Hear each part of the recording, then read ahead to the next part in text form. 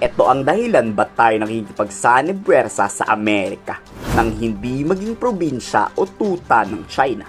Ang sinasabi kasi noon na sinungan ng mga Chinese fisherman pag may bagyo daw ay isa ng ganap na Chinese military island. Ito ay simpleng rip lang noon tulad ng ganito. Pero ngayon, pwede na tong maglunsad ng full-scale invasion sa West Philippine Sea. Protektado ito ng sandawakmak na Chinese Maritime Militia. May nakita din ditong isang higanting aircraft na pinaghihinalaang bomber strike ng China. Mayroon ring nakaparadang missile warship ng mga Incheck.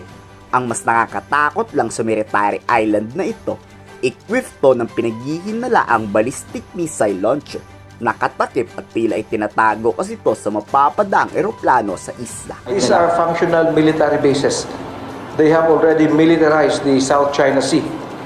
From the early 1990s when they started putting up fishermen shelters, and then it was mentioned by the narrative of the Chinese Communist Party that these are now for marine scientific research, and then they started the reclamation activities in 2011, 2012, 2013, and then they started stationing military-grade equipment. They started putting up military communications on these islands. They landed the first military aircraft. They placed in their harbor facilities for the PLA Navy ships, the Coast Guard and the Maritime Militia. They have militarized the South China Sea.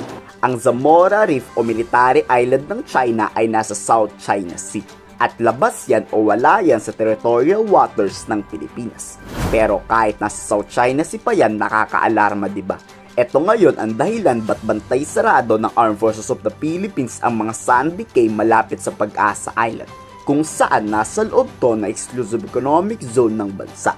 Baka kasi anumang oras tambakan to at nakawin ng mga Chinese. Sandy Cay sa atin, no? Dahil alam naman natin na ang isla ng Pag-asa ay nag-generate ng territorial sea. That means we have territorial sea and full sovereignty dito sa area na to. So as far as the Philippine government is concerned, we are still ensuring, no, na mapapatulyahan natin ito. Nagpapatunay lamang ito na wala pa namang katotohanan yung sinasabing Chinese have already taken control of this Sandy Cays. Wala tayong magagawa sa pagbuo ng China ng military island dahil wala to sa jurisdiction ng Pilipinas at labas na to ng teritoryo ng ating bansa. Pero ano ba ang dahilan ng China ba't nagtatayo ng base militar? Simple lang, ang manakop.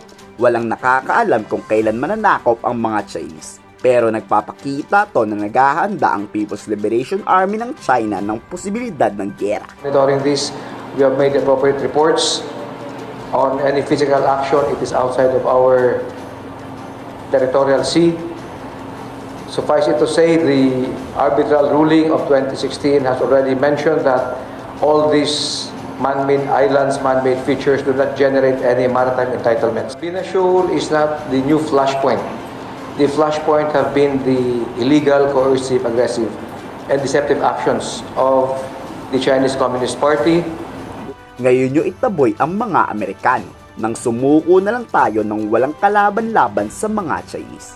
Gusto nyo ba tawag na sa atin Philippines, Province of China, o ang ipaglaban ng kalayaan ng ating sariling bansa? Mamili kayo.